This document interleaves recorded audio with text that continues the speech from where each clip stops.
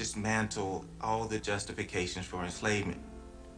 The master was vanquished at every turn in the argument, and he generously and meekly emancipates the slave, with his best wishes for his prosperity. And I could not help feeling that the day might come when the well-directed answers made by the slave to the master would find their counterpart in myself. He notes that when they worked him from sunup to sundown so that he was too exhausted to think, those were the times when he couldn't actually process his condition. But the minute he has a moment to reflect, a moment to read or to stare out on the Chesapeake, those are the moments when Douglas sees his condition and recognizes, I'm not just enslaved, I'm a slave for life. Like, what does that mean? And he would just look at the tall ships coming and going, and their sails looked like angels or ghosts floating in the air. And he would just ask himself, why am I a slave?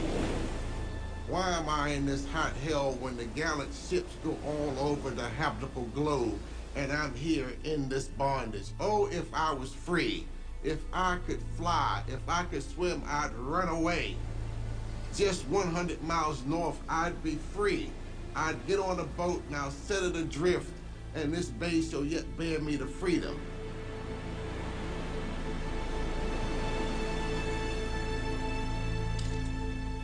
I'll be so glad when the sun goes down. When the sun goes down. I'll be so glad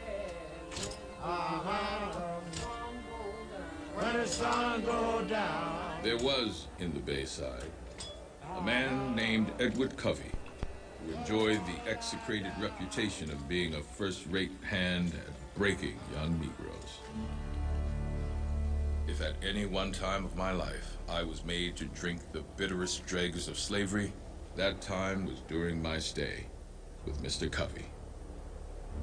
Douglas's time with Edward Covey is a turning point in his life. He gets sent to Covey, the famed breaker of enslaved people, because he's gotten a bit of a reputation as unruly, uncontrolled. He's been reading, he's been holding Sunday schools, he's tried to escape, he's done all this, and so it's the last straw. We're gonna finally break you. Individuals who were suspected of being potential troublemakers, they were sent to slave breakers. And his job was to get them in the habit of submitting to the demands of slavery. Mr. Covey found a particular niche in the economy for himself. That is to say, not only did he have slaves himself, but he found a niche in the sense that he was able to create a reputation for himself as being able to discipline. Douglas sees Covey's task as one of transforming him into a brute, and a brute in that context is a farm animal. It's something below human. Edward Covey would give you scantiest of allowances and clothing and work you endlessly. And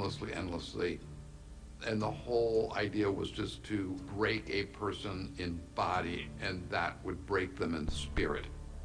I had brought my mind to a firm resolve to obey every order, however unreasonable.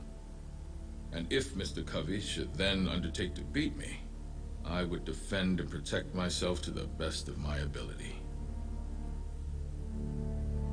For those several months, Covey gave Douglas his full attention. So whenever Douglas was working in the field, Covey found some fault with his work and would harass him and shout at him and on multiple occasions beat him. After 6 months of taking these brutal beatings, Frederick had enough. He and Covey had this epic 2-hour battle that was more of a wrestling match than a fisticuffs, because Frederick understood that he needed to use his mind and be strategic. His intention was not to defeat and punish Covey to the greatest extent possible. It was simply to draw a line and say, if you try to come after me physically, this is what you are going to get. Covey himself was in a bit of a precarious spot. He had the reputation as the slave breaker. And so to retaliate in a way that was visible, as in I could not break Douglas, therefore I had to kill him, was against Covey's best interests. This battle with Mr. Covey was the turning point in my life as a slave. It rekindled in my breast the smoldering embers of liberty. I was nothing before. I was a man now.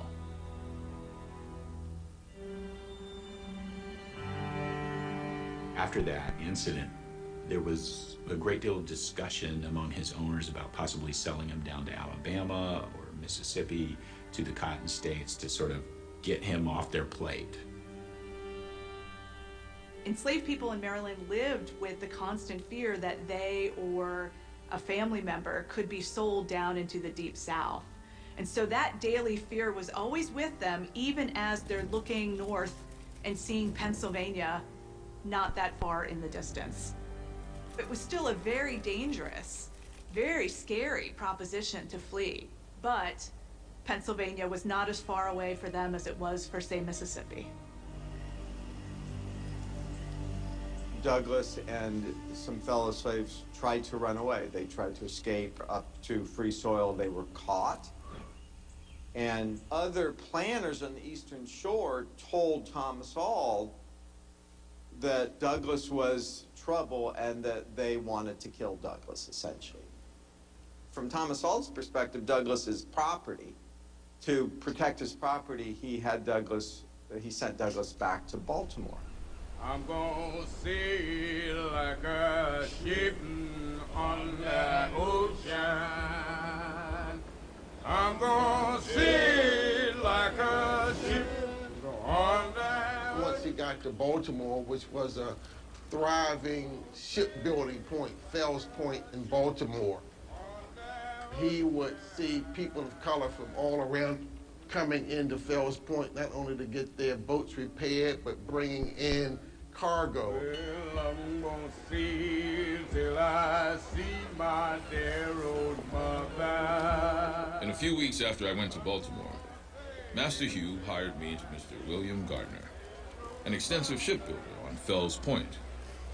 I was put there to learn how to caulk.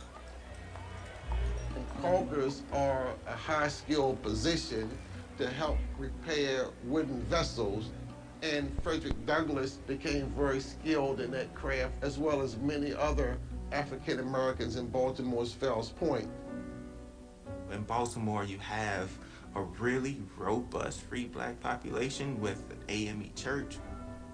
The AME church was central in not only creating a space for African Americans to worship, but creating a network of support for African Americans who are committed to anti-slavery. The church made possible a lot of Frederick Douglass's life. It made it possible for him to meet Anna Murray, and meeting Anna Murray was really what made it possible for Douglass to get free. There would be no Frederick Douglass without Anna.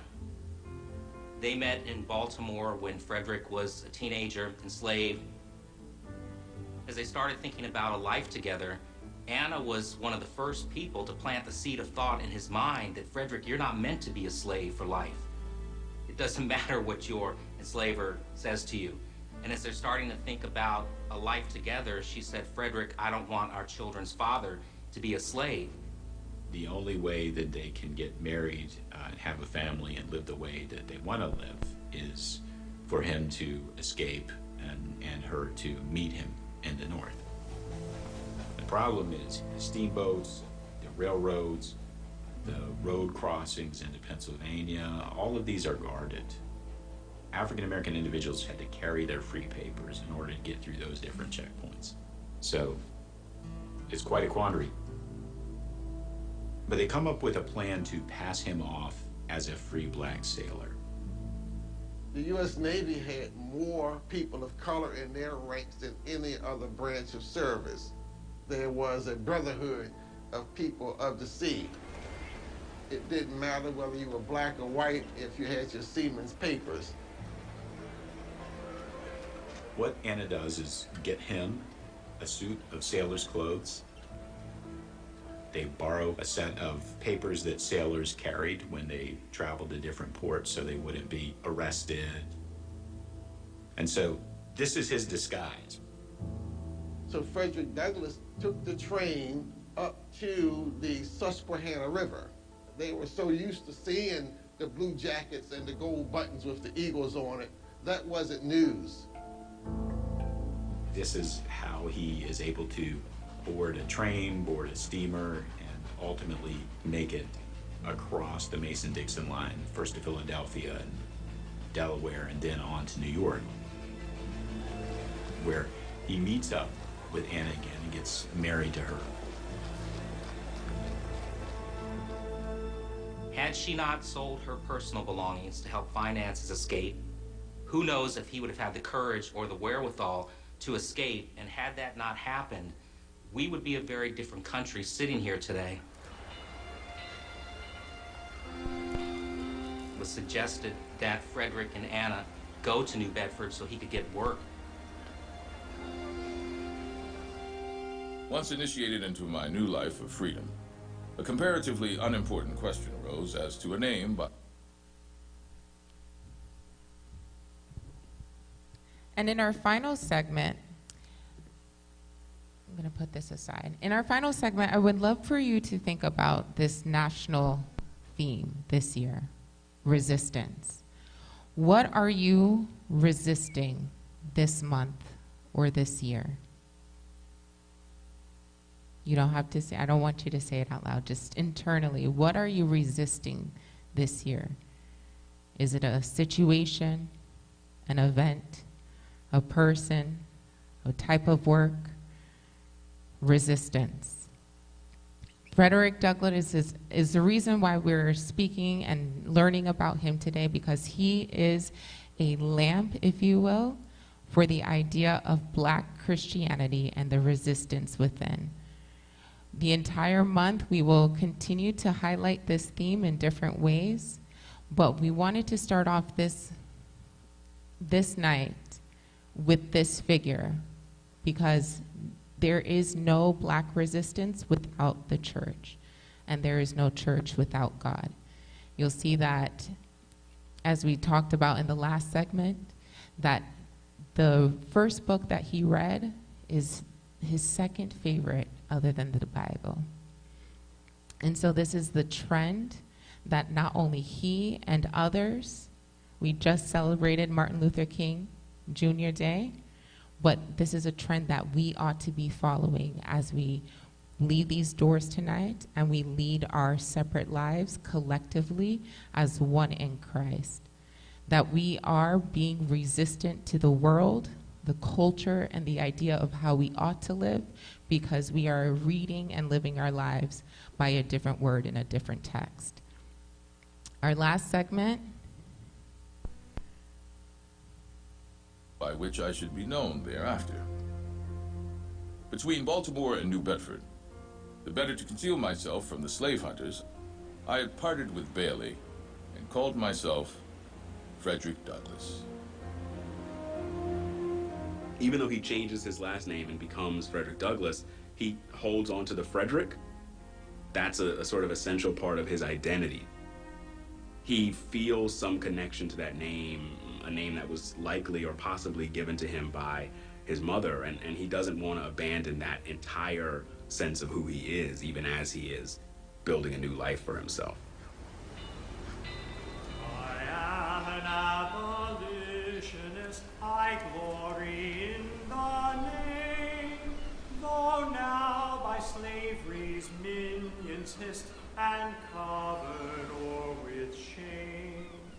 It is a spell of light and power, the watch. New Bedford had a lot of things going for it. For one, there was a Black community there, and Douglass became exposed to the abolitionist movement that was really hot in Massachusetts, led by William Lloyd Garrison. A noble strife the world ne'er saw, them slay to descend.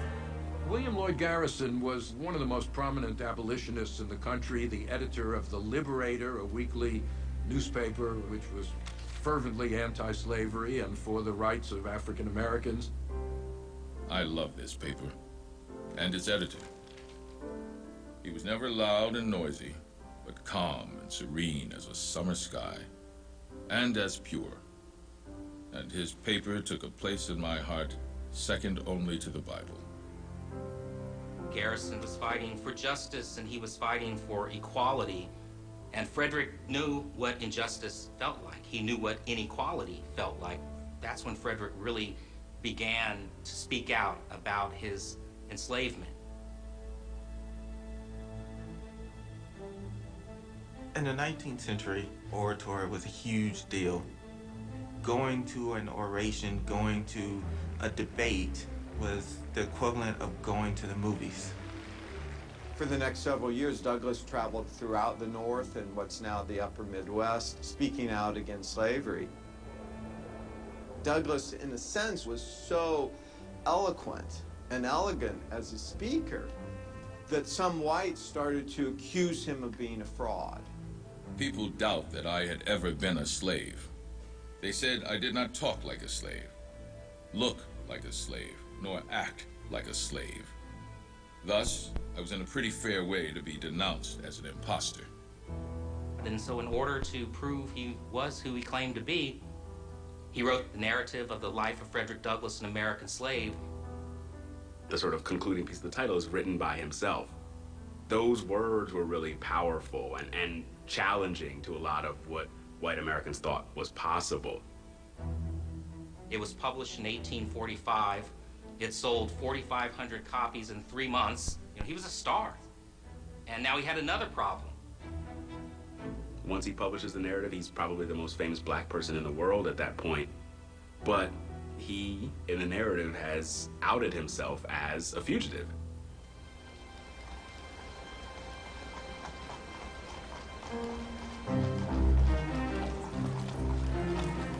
The writing of my pamphlet in the spring of 1845 endangered my liberty and led me to seek a refuge from Republican slavery in monarchical England.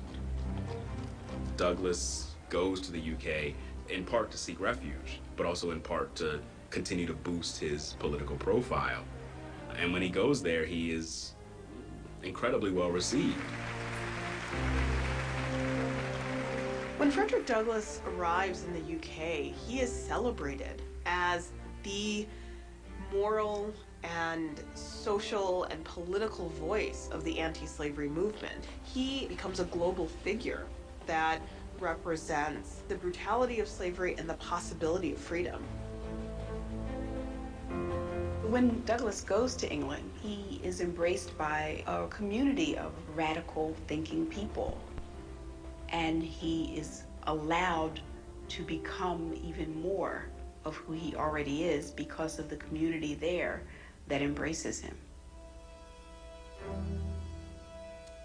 People start saying to him, we can raise money to buy you out of slavery. We can offer your slave master a sum of money that he can't refuse. The Garrisonians thought, no, you can't do that. Because to allow yourself to be bought out of slavery tacitly accepted the principle that slavery was legal.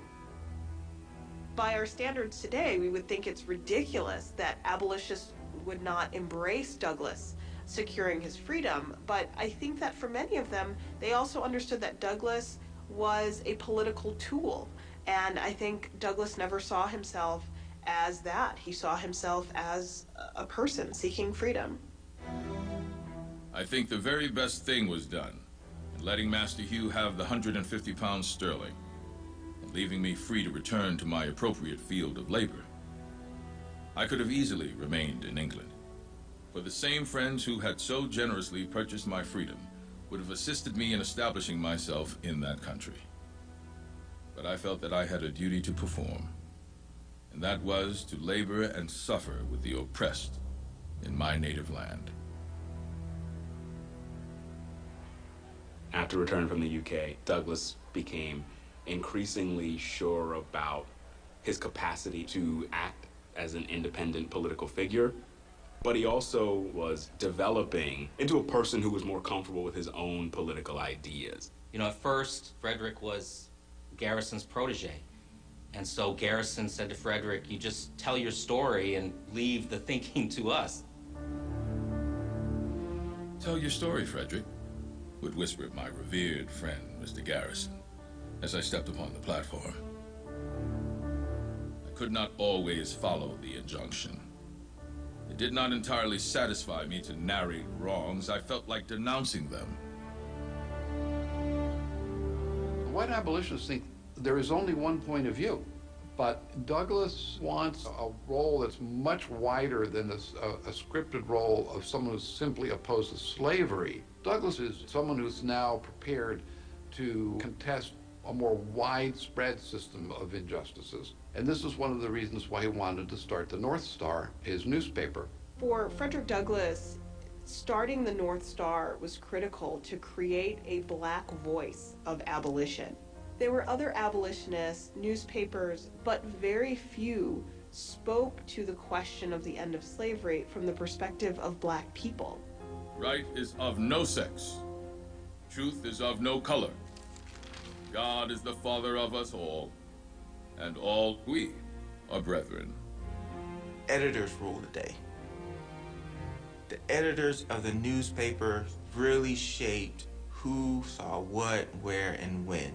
And so to have a newspaper was to be a shaper of public opinion.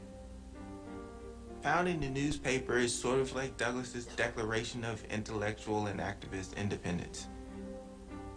The North Star was published weekly, an average circulation of 3,000 subscribers. I had an audience to speak to every week. Douglass had this capacity to be a great editor, to be a great political leader, but his vision was different from Garrison, and Garrison couldn't roll with that. William Lloyd Garrison was not only disagreeing with the political strategy, but also objecting or felt kind of offended that Douglass was splitting from him. He even recommended that his followers not read Douglass's newspaper. Douglass says, "I am no longer going to be dependent on your infrastructure to give me voice. I am going to take my own voice." And that's the point where Douglass is in a seat of power. And so when you read something like "What to the Slave is the 4th of July," you get a sense that Douglass saw words as battle axes.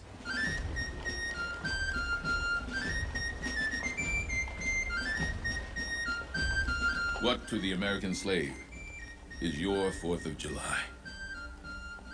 I answer, a day that reveals to him more than all of the days in the year, the gross injustice and cruelty to which he is the constant victim.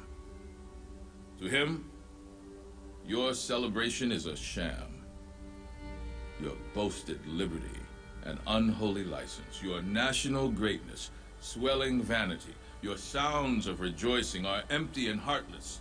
Your denunciation of tyrants, brass-fronted impudence, your shouts of liberty and equality, hollow mockery. Your prayers and hymns, your sermons and thanksgivings, with all your religious parade and solemnity, are to him mere bombast, fraud, deception, impiety, and hypocrisy. A thin veil to cover up crimes which would disgrace a nation of savages. There is not a nation on the earth guilty of practices more shocking and bloody than are the people of the United States at this very hour. This 4th of July is yours, not mine. Why am I called upon to speak here today? What have I, or those I represent, to do with your national independence?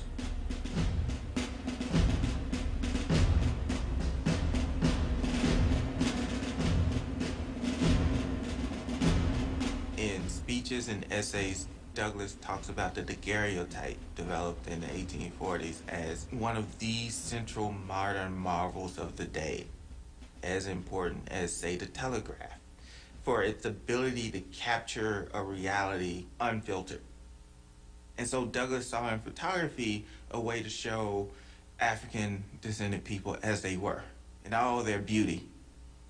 Douglass recognized the degree to which representation itself could be a powerful mechanism for ending slavery, for achieving universal freedom and equality. And throughout his life, Douglass recognized the power of the image.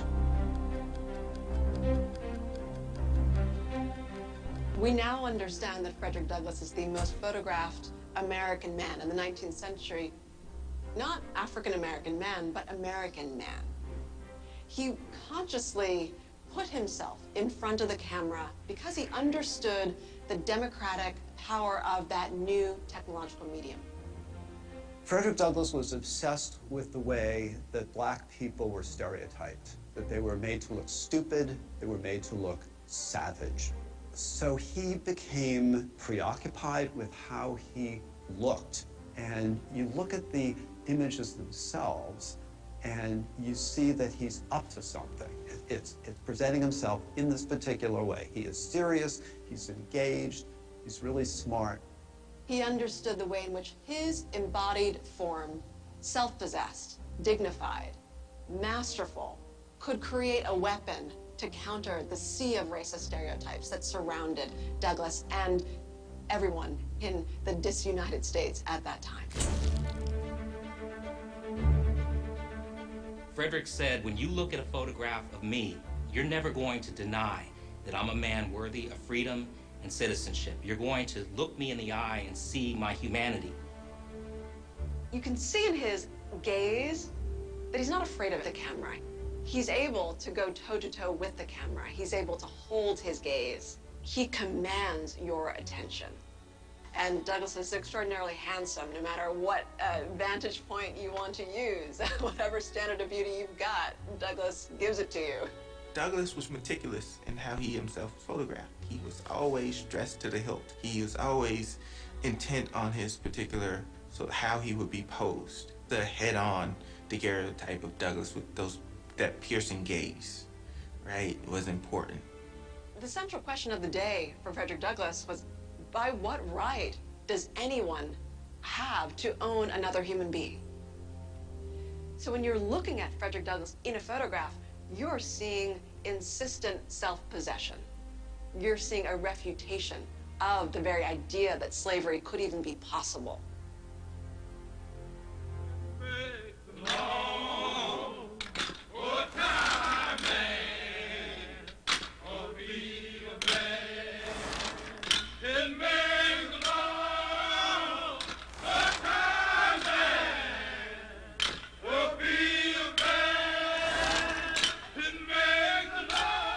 Runaway from the Subscriber in Albemarle, a mulatto slave called Sandy, about 35 years of age.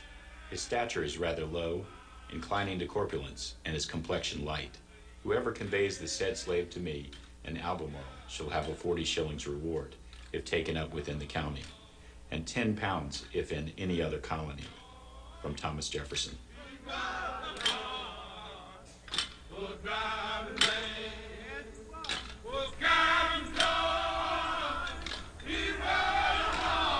What's remarkable about this is that it's not remarkable.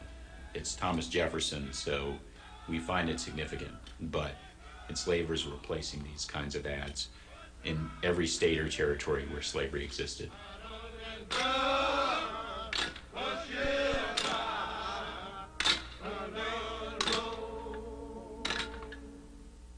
Between the ratification of the Constitution in 1789 and 1850, there's increasing conflict over the rendition of fugitives from slavery. And so the southernmost states, so North Carolina, South Carolina, Georgia, make a demand, which is that they will be able to claim anybody who escapes from slavery in the slave states to the free states. And this immediately puts the freedom of every single African American in the North at a much greater level of threat.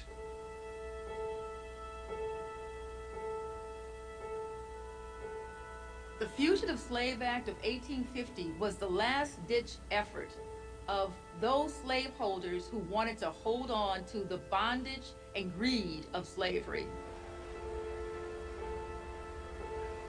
The 1850 Fugitive Slave Act created enforcement mechanisms that forced and required the federal government to get in the business of sending back to slavery those who ran away. Now the federal government was going to go after those who had fled to northern states. This hadn't happened before. What we saw were these slaveholders who were very politically connected and very wealthy, and they lobbied the Congress to have a Fugitive Slave Act that not only meant that their escaped property would be brought back, but anyone, black or white, involved in assisting that person to escape slavery would also have criminal consequences. Hardships imposed by this atrocious and shameless law were cruel and shocking. Although I was now myself free, I was not without apprehension. Even colored people who had been free all their lives felt themselves very insecure in their freedom. Douglass argued in 1850, in the wake of the fugitive slave law being passed, that blacks had the right to use violence to resist fugitive slave catchers. It can never be wrong for the imbruted and whip-scarred slaves or their friends to hunt, harass, and even strike down the traffickers in human flesh. That was a radical position, using violence as a way to challenge slave catchers. And he says that the best way to make the Fugitive Slave Act a dead letter is to make 2 or 3 dead kidnappers. And he says that this is a thing that's justifiable. After the Fugitive Slave Act, Frederick Douglass knew that it would come to war. Okay. He realized just how deeply entrenched. Okay, so thank you, Brother Kerr, for managing the back. I just want you to, can you also turn on the lights for us, please?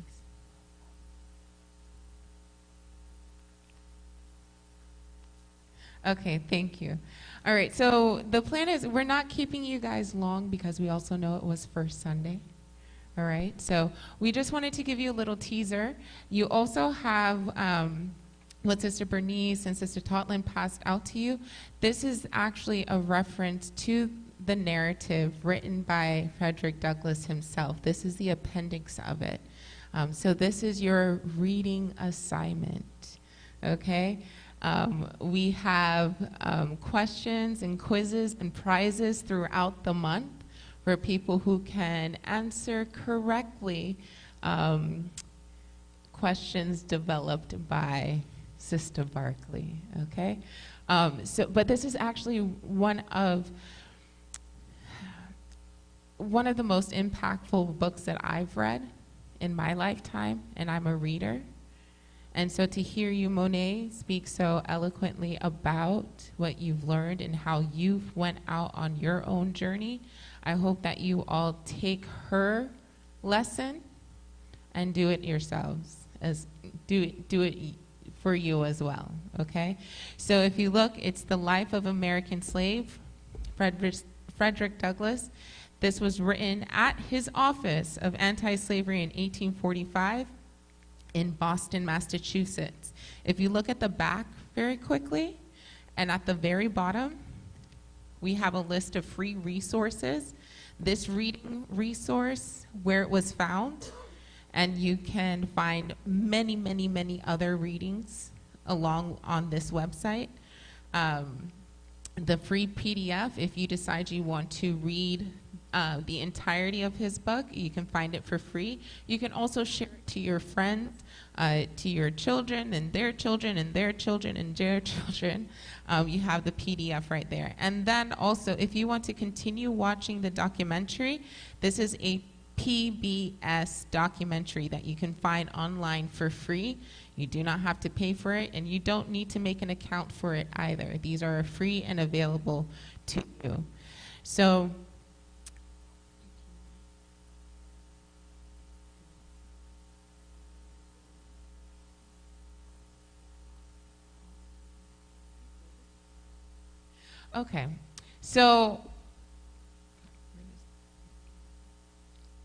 okay, so I want to read something to you all before we close out for the night.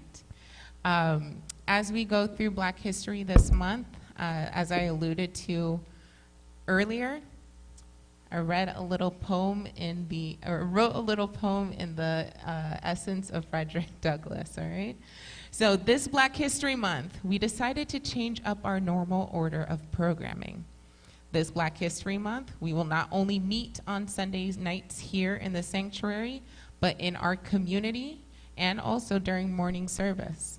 This Black History Month, we will explore our collective history through media, art, reading. This Black History Month, we will resist the urge to stay home and inside of our church. This Black History Month, we will resist the urge to do things as they have always been done. This Black History Month, we will continue to honor our past, but launch into the future. This Black History Month, we will challenge tradition, but also question modernism. This Black History Month, we will serve as a seed of change for First Baptist Church of Sunrise amongst the many other seeds that have been planted. So that is that. It's a little small, but if you look for the top or the back, February 12th at 7 p.m., we'll meet back here at the sanctuary. February 18th, this is us going into our community. There is an amazing event that is happening at the North Regional Library, and it's called Positively Africa. It is a folktale, musical, museum, art, and artifacts experience, and that is happening February 18th at 11:30 a.m. We were able to work with the North Regional Library and have them reserve us 35 seats. So if you are interested, please let us know. We have a sign-up sheet that you can find either one of us, Sister Bernice, Sister Totlin, myself, or Sister Barkley, to sign up. And also if you're available to carpool, or if you would like to be carpooled, chauffeured, okay? And then finally, make sure that you come visit us February 26th in regular Sunday morning service in your best African garb, okay, and dressed to impress. And the message for that day will be incorporated throughout our service on Sunday morning. So we're happy to have you. We're going to close out in one song, and then we will dismiss safely and carefully, okay?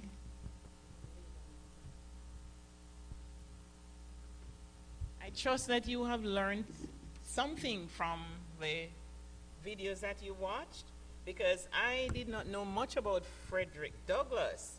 But I noticed that as you go from state to state, you notice that they have several Frederick Douglass high schools about. So now I am reflecting and I'm saying, no wonder, you know, you have so many institutions so named after him. As we go, we're going to stand and sing. We're going to lay down my burden down by the riverside. After which, I'm going to ask Pastor to close us in prayer. Shall we stand? Sister Bernice, could you raise that song for us? I'm going to lay down my burden down by the riverside.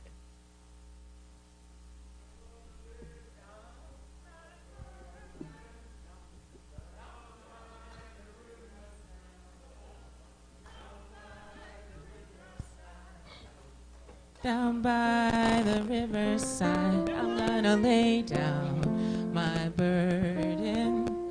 Down by the riverside.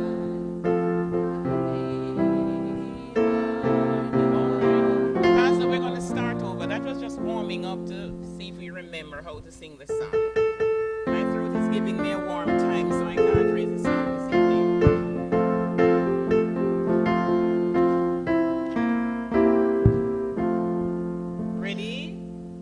I'm gonna lay down my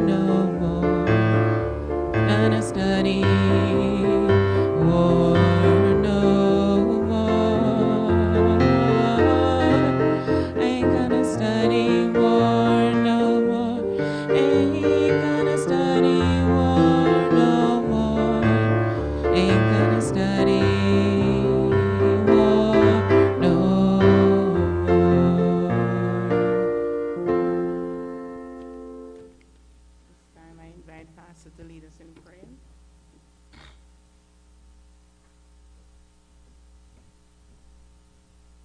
The Baptist World Alliance has developed a liturgy for Black History Month. And I will share that liturgy with us on Sunday coming. So our worship service on Sunday will reflect a liturgical ordering of Black history as prepared for the Baptist constituency globally. Let us pray. We thank you, eternal God, for those who constitute this committee under the leadership of your daughter, our sister Neshma. We thank you for their creativity, their ingenuity, their innovativeness in putting all of this together in an unusual way. We thank you for all that we have learned. We are grateful to you for the persons you have raised up to be champions and advocate for justice, for freedom, for liberation. In a special way, we thank you for Frederick. We thank you, oh God, for his determination, for his exploits, and the many lives he was able to influence and to touch. Help us in our time, not only to listen, but in our own little way, help us, Lord, to become advocates, to become liberators, to speak truth to power without fear or favor. As we leave from here, take us home safely, and may your choicest blessings be with us.